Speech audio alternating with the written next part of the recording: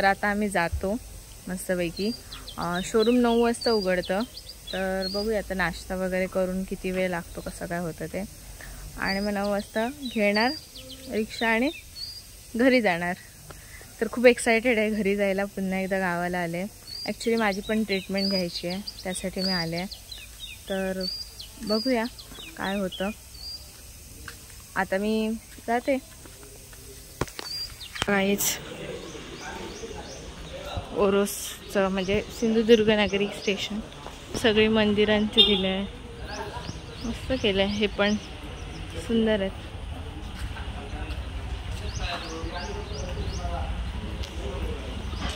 इकडे पण छान केलं आहे. इकडे सगळे पर्यटन स्थळांचे दाखवले.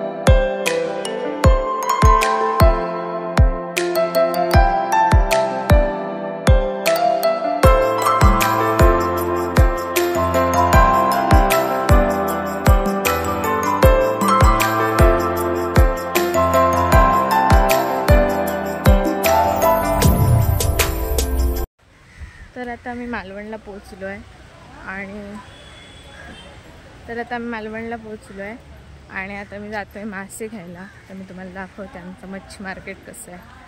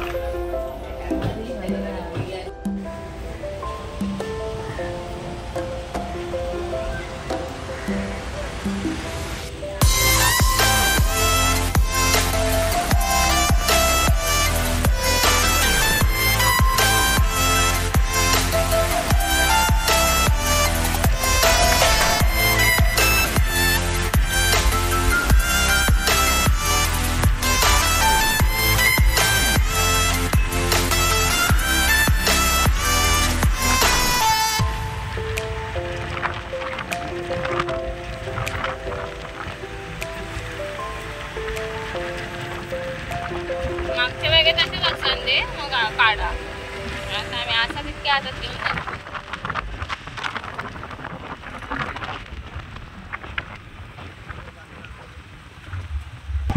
सो गाईज फायनली पोहोचलेले आहे मी. आणि माझं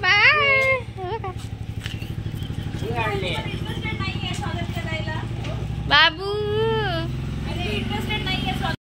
तर फायनली मी घरी आले आणि आता मी येताना जे शिंपले आणले ते साफ करायचे आहेत. साफ म्हणजे काय तर मम्मीने ते उकडून घेतले. मम्मीने नाही, पप्पांनी उकडून घेतले. माहीत नाही कोणी उकडून घेतले, मम्मी किंवा पप्पांनी दोघांपैकी एकाने उकडून घेतले. ते मस्तपैकी धुवून स्वच्छपैकी. आणि आता ते मी साफ करते. म्हणजे काय करायचं, मांस बाजूला टाकायचं आणि एक शिंपली बाजूला टाकायची आणि एक शिंपली असते ती फेकून द्यायची, असं आहे. तर आता मी ते करते पटपट पटपट आणि सगळी जेवणाची तयारी करायची आहे. तर मी आता ते करते आणि शिंपले. आणि आता हे बघा असे वेगवेगळे करते. आता मी करते. सो गाईज संध्याकाळ झालेली आहे आणि मी डॉक्टरकडून जाऊन आले आणि माझी हालत बघा, वाऱ्यावरून आले. दीदी इकडे बसले आहे टाइमपास करत. आणि मी तुम्हाला आमचं शेत दाखवते. आमच्या समोर जो मळा आहे ना एवढा मोठा, ते दाखवते तुम्हाला. किती सुंदर दिसतंय. आणि आता पाऊस जेव्हा कमी झाला तेव्हा लोकांनी पटकन नांगरून वगैरे घेतलं आणि मस्तपैकी पेरणी वगैरे केलेली आहे. अजून काही कोपऱ्यांमध्ये केली नाही आहे. माझ्या मते ते लावणीचे आहेत वाटतं कोपरे, आय थिंक सो, किंवा नंतर करतील ते लोक. तर असं सगळं आहे. तर मी तुम्हाला दाखवते आणि एवढं सुंदर वाटतं. आणि आता मी भरपूर दिवस आहे तर आपण जाऊ शकतो मस्तपैकी मासे वगैरे पकडायला. तर ते सुद्धा जाणार. तर मी तुम्हाला दाखवते. वेट, हे बघा गाईज किती सुंदर दिसतंय शेत. एकदम सुंदर. आणि बघा इकडे नांगरणी केलेली आहे, आता इकडे पेरणी पण करून झालेली आहे. तिकडे काही ठिकाणी तिकडे पण केली आहे, बऱ्यापैकी कोपऱ्यांमध्ये केली आहे. तर जाऊ आपण थोड्या दिवसांनी खाली, बघू. आता तर लेट झालं आहे, आत्ता नाही जाऊ शकत, पण मस्त केलं आहे हे बघा. आणि सगळीकडे हिरवळ हिरवळ पसरली आहे, सुंदर वाटतं एकदम. आणि दीदीला ह्यावेळी मी सरप्राईज नाही केलं, तिला मी इज्जतीत सांगितलं. लास्ट टाइम जर का मार खावा लागणार होता नाही तर काय. आणि हीच आहे ती मोदकवाली दीदी.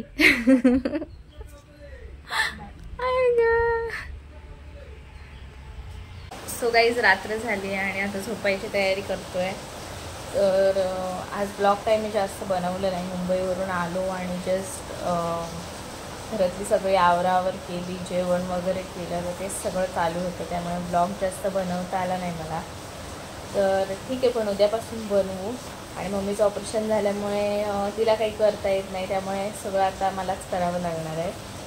म्हणजे सगळं नाही, बाकी ती म्हणजे जेवण वगैरे मी सगळं हे वगैरे ते फोडणीला वगैरे तीच देते, पण बाकीचं सगळं करावं लागतं, पाण्यातली कामं वगैरे.